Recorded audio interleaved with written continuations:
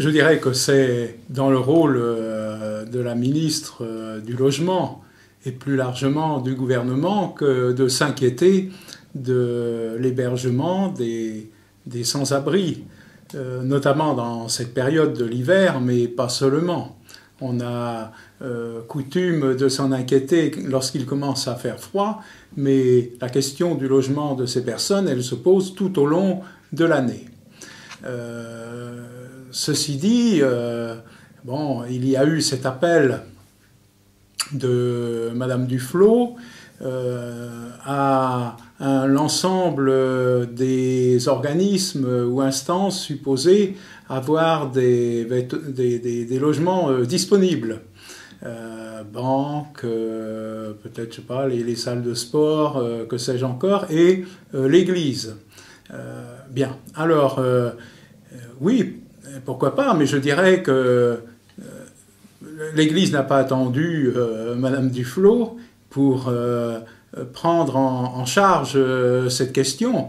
Je dirais même que la solidarité, la proximité avec les personnes en situation de souffrance, de précarité, c'est dans le programme de la foi chrétienne. C'est cela depuis les tout débuts, il y a 2000 ans. Et je dois dire que si nous disposons aujourd'hui de structures, de santé, d'accueil des personnes en difficulté, handicapées, etc., c'est grâce à l'Église, c'est grâce à un nombre de congrégations religieuses.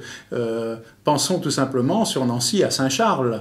Vous ne pouvez pas faire 300 mètres ou 200 mètres dans la ville de Nancy sans rencontrer des bâtiments, des organismes, des établissements qui ont leur origine chez les Sœurs de Saint-Charles, que ce soit pour les soins, les hôpitaux, l'accueil des personnes handicapées, etc. Alors, bien sûr, on peut toujours faire plus, mais nous faisons déjà beaucoup. Je pense à ce qui se fait dans des paroisses, je pense au Secours catholique, aux équipes Saint-Vincent-de-Paul et à bien d'autres organismes. Alors y a-t-il des bâtiments vides ou en partie vides dans le diocèse? Moi, je n'en vois pas. Je n'en vois pas. Le diocèse, en tant que diocèse, dispose aujourd'hui de très peu de bâtiments. Il les cède, il les vend peu à peu. Et parfois même, comme évêque, je suis en difficulté pour trouver un logement pour des prêtres, dans la ville ou dans l'agglomération de Nancy. Alors, on peut bien sûr trouver une chambre ici, une chambre là, mais enfin, ça ne répond pas aux besoins. Alors, il y a d'autres bâtiments qui, eux, relèvent des congrégations religieuses, mais qu'on regarde, un certain nombre ont déjà été vendus.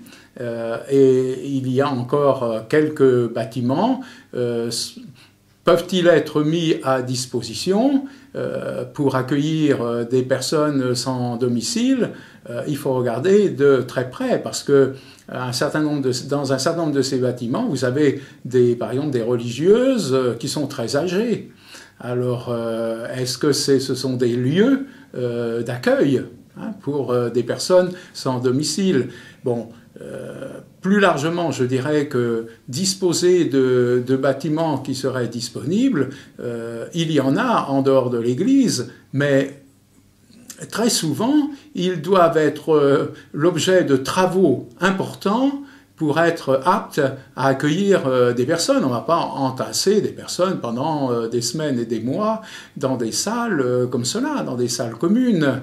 Donc il faut des travaux importants, il faut de l'argent et il faut du temps. Bon, ça peut risquer de nous mener au printemps et là, on aura retrouvé, je l'espère, un beau soleil. Ceci dit, ce n'est pas qu'une affaire d'hiver. C'est tout au long de l'année qu'il faut héberger les personnes. Donc, pour ce qui concerne le diocèse de Nancy proprement parlé, moi, aujourd'hui, je ne vois pas quel bâtiment nous pourrions mettre à disposition. Nous l'avons fait dans les années 2000, lorsque nombre d'Ivoiriens étaient venus en France suite à la guerre civile qui avait éclaté dans leur pays. Et au domaine de l'année où nous sommes, avant que les travaux de restructuration se fassent, il y avait beaucoup de chambres. Et nous avons, en lien avec la préfecture, accueilli, hébergé pendant un certain nombre de semaines des Ivoiriens. Il nous est arrivé aussi d'accueillir des familles de personnes, je veux dire, en demandeurs d'asile, hein, dans tel ou tel presbytère vide de notre ville, mais il y en a de moins en moins. Aujourd'hui, en tout cas, ça suppose que ces personnes soient accompagnées. Hein, et c'est pas l'évêque, ce ne sont pas les prêtres qui peuvent accompagner ces personnes. Il faut de la compétence, il faut de la présence. Et dans le cas que je viens de citer, accueil de demandeurs d'asile, eh bien, c'est le Secours catholique qui avait pris en charge l'accompagnement.